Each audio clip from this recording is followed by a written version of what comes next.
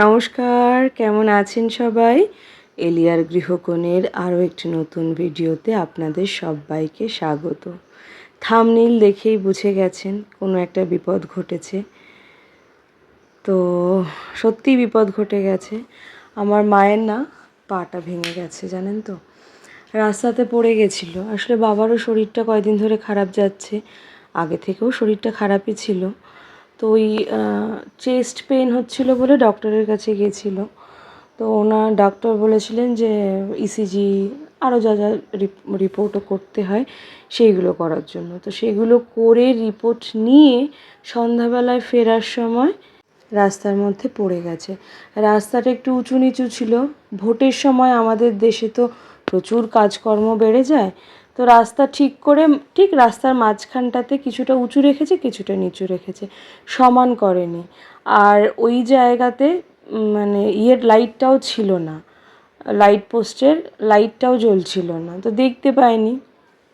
মা পড়ে গেছে, মাকে ধরতে গিয়ে বাবাও পড়ে গেছিলো রাত্রে রাস্তায়। তো যাই হোক, আশেপাশে লোকজন ছিলেন, তারা এসে তুলে জল টল দিয়ে খাইয়ে টাইয়ে বাড়ির পাশেই পড়েছে একদম। তো তখন তো হেঁটে চলে বাড়িতে এসেছে, পাটা তখনই ফুলে গেছে।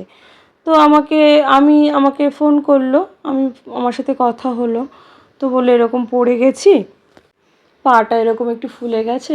তো নর্মালি কি হয়, আমরা বলি যে একটু মচকে গেছে, হয়তো ভাবি প্রথমেই, তো আর কেউ বড় রকম বিপদের কথা ভাবে না। তা বললাম, মা বরফ কমপ্রেস করো, তারপরে ভলিনি লাগাও।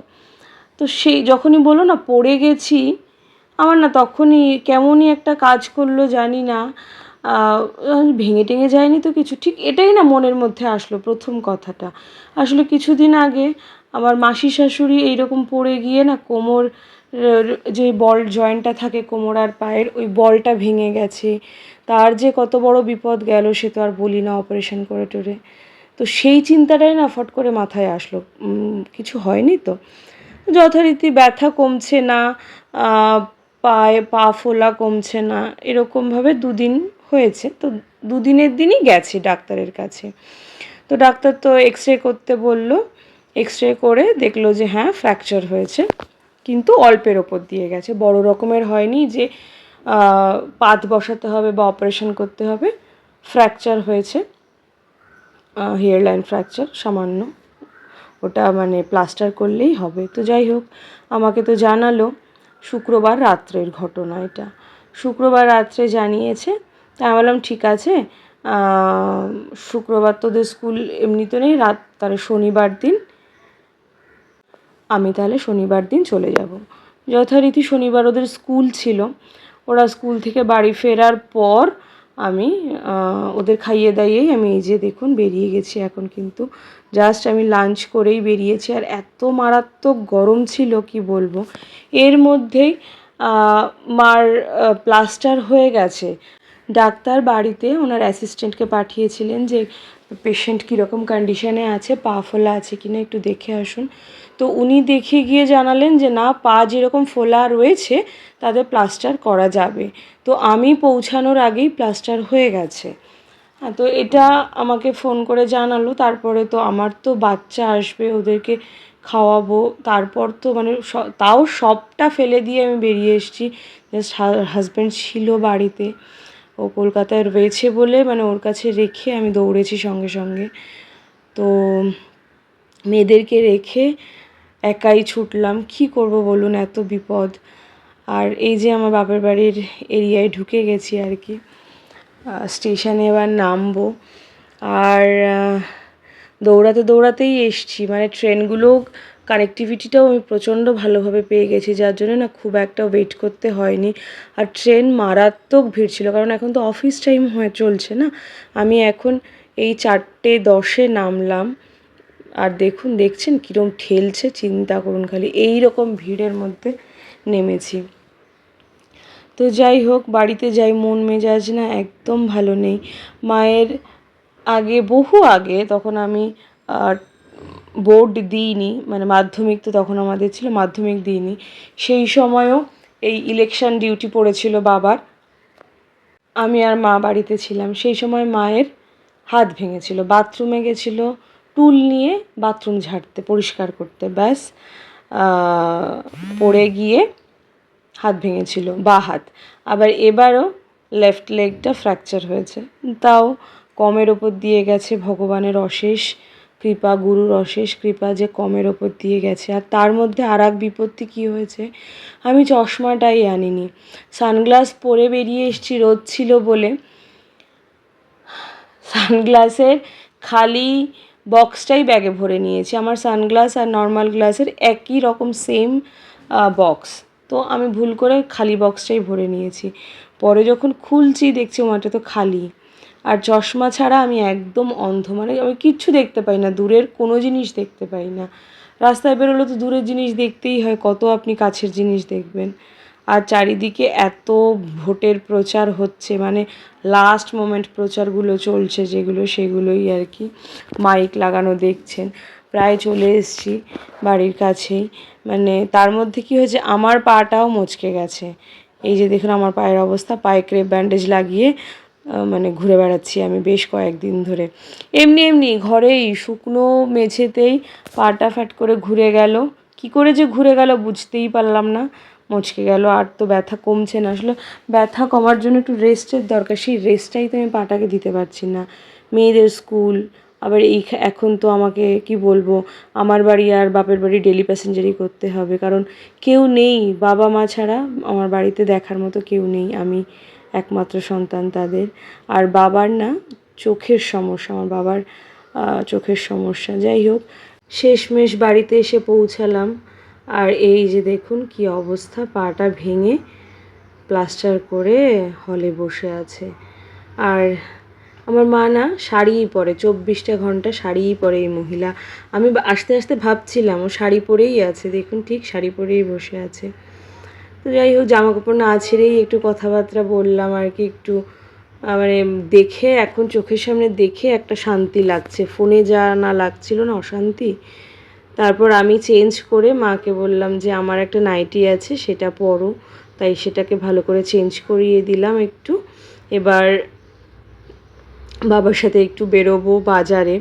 তার মধ্যে শুরু হয়েছে আমার বাবার আবার শরীর খারাপ হচ্ছে, মানে লো প্রেশার, এত প্রেশার লো হয়ে গেছে, বা আগের দুদিন ধরে সমানে মার জন্য দৌড়াচ্ছে, রাত্রে ভালো ঘুম হচ্ছে না।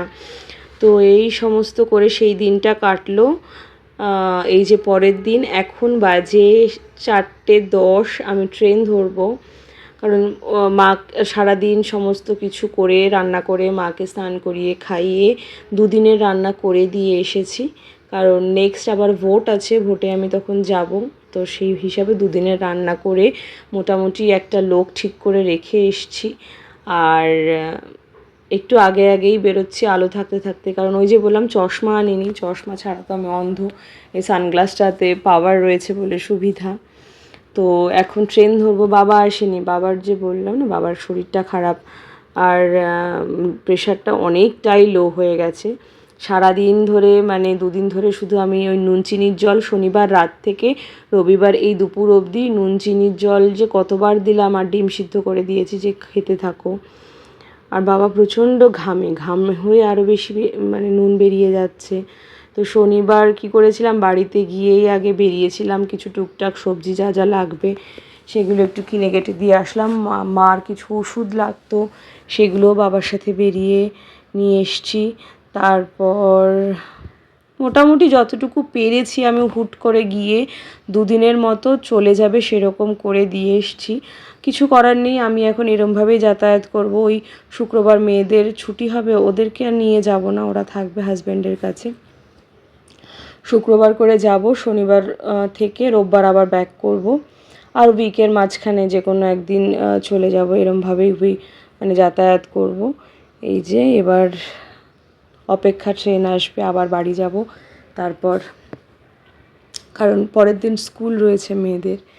তো সব কিছুই তো সামলাতে হবে না, দুটো দিকই সামলাতে হচ্ছে, কিছু করার নেই। হাজব্যান্ড বলছিল তুমি থেকে এসো, একবারে ভোট দিয়েই এসো, আসতে হবে না, কিন্তু কি বলুন তো, দুটো বাচ্চাকে রেডি করে স্কুলে নিয়ে যাওয়া অনেকটা ঝামেলা। পেরে যাবে হয়তো, কিন্তু তাও কি, মেয়ে তো চুল বাঁধতে হয়, চুলে ক্লিপ দিতে হয়, তারপরে এই রুমাল দাও জামার মধ্যে, জামার পকেটে, টিফিনটা রেডি করা। আর আমার মেয়েদের না, ওদের খুব একটা অভ্যাস বাড়ির খাবার নিয়ে যাওয়া। আমি বাড়ির খাবারই দিই সব সময়। আমি টিফিন রেসিপিও এর আগে বহুবার আমার চ্যানেলে শেয়ার করেছি। ওরা না কেনা খাবারটা একদমই পছন্দ করে না, আর যদি দিও পুরোটা ফেরত নিয়ে আসি। সেই সকালবেলা যায় বাচ্চা দুটো, সারাদিন যদি টিফিনটা না খায়, না খেয়ে থাকে, তো শরীরটা আরও বেশি খারাপ করে। তো সেই জন্য বললাম না, আমি চলে আসছি, আমার একটু কষ্ট হবে, ঠিক আছে। বাবা মা বলছে তোর কষ্ট হয়ে যাবে, ঠিক আছে, বয়সটা এখনও তো মানে কমই আছে, খুব তো তোমাদের মতো এজ হয়ে যায়নি, যাই মোট কথা হচ্ছে পাড়ার মতো এজ রয়েছে। এখন কিছু করার নেই, এইভাবেই চলতে হবে, এইভাবেই দেখতে হবে। তো বাবা মার বিপদে তো থাকতেই হবে পাশে, এটা তো মানে বলার অপেক্ষাই রাখে না। যাই হোক, ফিরছি, ট্রেনটা ফাঁকাই ছিল, তো সিট পেয়ে আরাম করে বসে বসে ফিরছি। এই ট্রেনটা ভীষণই ফাঁকা ছিল, নাহলে নর্মালি ট্রেন ফাঁকা পাওয়া যায়ই না। আর ইলেকশন তো চলে এসছে, এটা হচ্ছে রোববারের কথা, মানে ভিডিও দিচ্ছি। আর রাস্তাঘাটের যা অবস্থা এখন, যা চেকিং চলছে রাস্তায়, সে তো মানে যে কোনো গাড়ি দাঁড় করাচ্ছে, বাস পাওয়া যাচ্ছে না, বাস উঠিয়ে নিয়েছে। ক্যাব বুক করলেও অনেকটা সময় লাগছে আসছে ক্যাব আসছে, কিন্তু বহু সময় লাগছে। তো ওইভাবেই মাকে ছেড়ে এসেছি, বাবাই করবে, কি করব, আসার আগেও চাটা করে দিয়ে এসেছি যে চা খেয়ে নিও, বিকালের চাটা। আর এই যে দেখুন মেট্রোটা যাচ্ছে, সেটাও আপনাদের সাথে শেয়ার করলাম, কলকাতা মেট্রো। তো চা করে ঢাকা দিয়ে রেখে এসেছি যে বাবা আর একটুখানি গরম করে দিয়ে দেবে। আর আমার বাবারও তো আসলে চোখের সমস্যা, দুটো চোখেই উনি দেখতে খুব কম পান, ভিশন নেই। তো ওই মার ওষুধ, বাবার ওষুধ, বাবার চোখের ড্রপ, তার মধ্যে আবার বাবার দুই চোখেই ইঞ্জেকশন চলে। এই নেক্সট মান্থেই পরপর দুটো ইঞ্জেকশন রয়েছে। মা মানে ওই নিয়েই আছে। আমি যে ঠিক আছে, আমি তো আছি, অন্তত এবার তো কলকাতায় আছি, আমি আছি, আমি করে দেব। আর বাবা মার শরীর খারাপের সময় যদি কাছে না থাকা যায় না, যদি দূরে থাকা হয়, তার যে কী যন্ত্রণা, সে আমার থেকে আর ভালো কেউ জানে না। মানে সেই সময়ও পেরিয়ে এসেছি। বাবার শরীর খারাপ, বাবার ফেসিয়াল পালসি হয়েছিল, আমার বাবার মানে স্ট্রোক হয়েছিল, মুখ চোখ সব বেঁকে গেছিলো, সেই সময় আমি থাকতে পারিনি হায়দ্রাবাদ, আমি আসতেও পারছি না। তো যাই হোক, সব কিছু মিলিয়ে দুটো দিনের একটা ভিডিও দিলাম আপনাদের। মন মেজাজ সত্যি খুব খারাপ, জানেন তো। তো তাও একটু শেয়ার করলাম আপনাদের সাথে। তো আজ এই অবধি, আবার দেখা হবে অন্য কোনো দিন, অন্য কোনো ভিডিওতে। ততক্ষণ পর্যন্ত আপনারা সবাই ভালো থাকবেন, সুস্থ থাকবেন, আনন্দে থাকবেন। আর আমার এই ভিডিওটা কেমন লাগলো অবশ্যই কমেন্টের মাধ্যমে জানাবেন। সত্যি বলতে কি জানেন তো, ভিডিও করার একটুও ইচ্ছা নেই, কিন্তু তাও এই ইউটিউবের একটা কন্টিনিউয়েশন তো করতে হয়, সেই জন্যেই আর কি করা, পোস্ট করা।